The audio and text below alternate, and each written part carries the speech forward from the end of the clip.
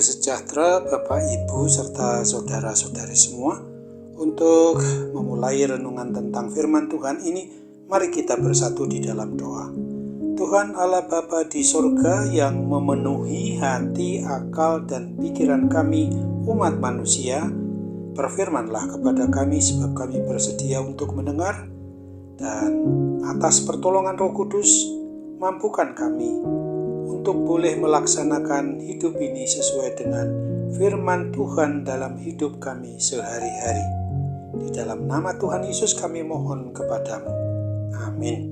Sebagai nas renungan firman Tuhan pada hari ini diambil dari 2 Korintus 4 ayat 1 yang berbunyi, oleh kemurahan Allah kami telah menerima pelayanan ini, karena itu kami tidak tawar hati.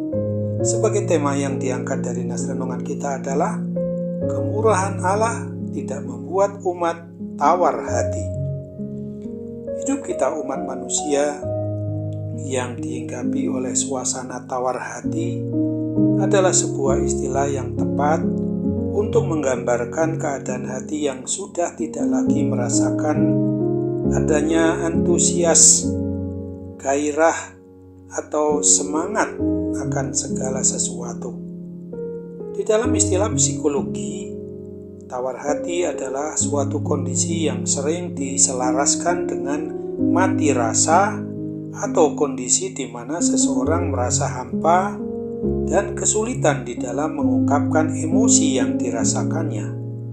Tawar hati pada diri umat manusia dapat saja disebabkan oleh adanya banyak faktor, di mana salah satu faktor terbesarnya adalah tidak mendapatkan apa yang diharapkan, atau dengan kata lain apa yang terjadi tidak sesuai dengan keinginan atau kehendak yang diharapkannya. Apabila kita melihat perjalanan pelayanan dari Rasul Paulus, maka sangat mungkin bahwa ia pernah mengalami tawar hati dalam menunaikan tugas tanggung jawab pelayanan panggilannya sebagai Rasul khusus yang telah dipanggil oleh Tuhan Yesus Kristus. Dan untuk memenuhi tugas panggilan pelayanannya kepada Tuhan Yesus itu, maka segala sesuatu yang dihadapinya dalam bentuk penderitaan dan juga liku-liku pelayanan yang sulit harus dipikul oleh Rasul Paulus ketika menjalani tugasnya sebagai seorang yang memang memenuhi tugas panggilan Rasul sebagaimana yang dikehendaki oleh yang memanggilnya, yaitu Tuhan Yesus Kristus sendiri. Ia pernah disiksa, dipenjara, difitnah, dipukuli, dan mendapat banyak perlakuan diskriminatif lainnya oleh umat Israel, umat sebangsanya itu, ketika memperkenalkan pribadi yang dapat mengubahkan jalan hidup, yaitu satu-satunya Kristus Yesus yang adalah Tuhan, Raja, dan Kepala atas diri kita umat manusia ini. Akan tetapi kepada jemaat maupun umat beriman percaya kepada Kristus yang ada di kota Korintus, dengan yakin ia menyatakan tentang perasaannya pada nas renungan kita ini, bahwa semua orang yang telah pernah dialami segala sesuatu yang dirasakan sebuah kemurahan hati dan anugerah dari Tuhan Yesus Kristus.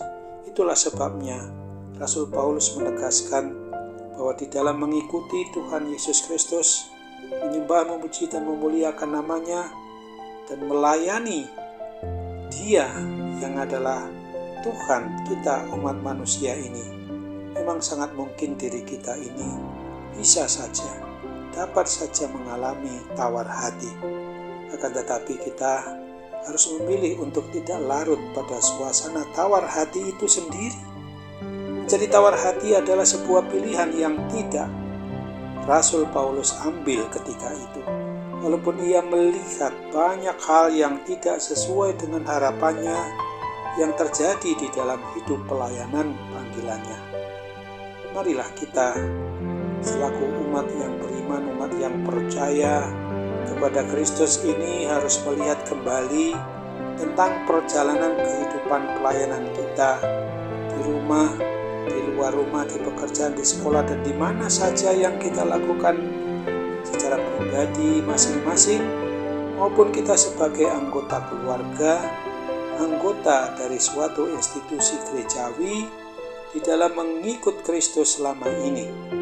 Tentu saja kita tidak tahu sudah berapa lama kita menjadi seorang pribadi atau sebagai anggota keluarga yang beriman, yang percaya kepada Kristus.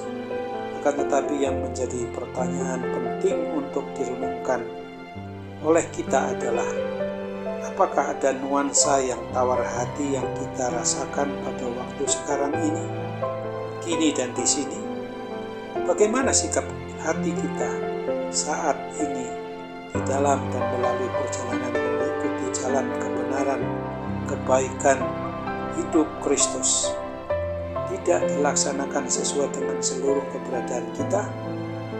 Apa yang kita harus lakukan pada waktu melayani Tuhan Yesus, dan ternyata pelayanan kita itu sungguh tidak sesuai dengan kenyataan yang terjadi? Apakah kita harus menjadi orang yang tawar hati? Apakah kita sebagai persekutuan juga harus dalam bentuk persekutuan yang tawar hati?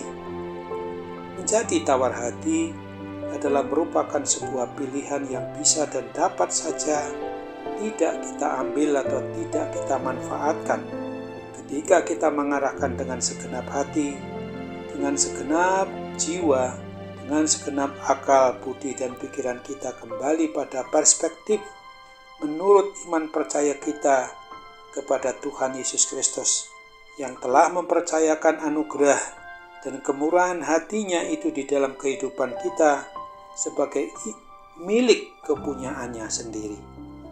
Ingatlah akan firman Tuhan sebagaimana yang dituliskan pada 1 Korintus 5 ayat 58 ini. Karena itu saudara-saudaraku yang kekasih, berdirilah teguh, jangan goyah, dan giatlah selalu dalam pekerjaan Tuhan. Sebab kamu tahu bahwa dalam persekutuan dengan Tuhan, jerih payahmu itu tidak sia-sia. Amin. Mari kita kembali bersatu dalam doa.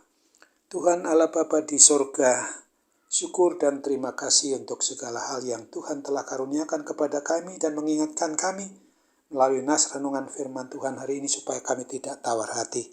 Karena itu kami harus berserah secara penuh kepadamu dan kami mohon kekuatan Roh Kudus mengerjakannya dalam diri kami. Hanya dalam nama Tuhan Yesus semuanya ini kami mohon kepadamu. Amin.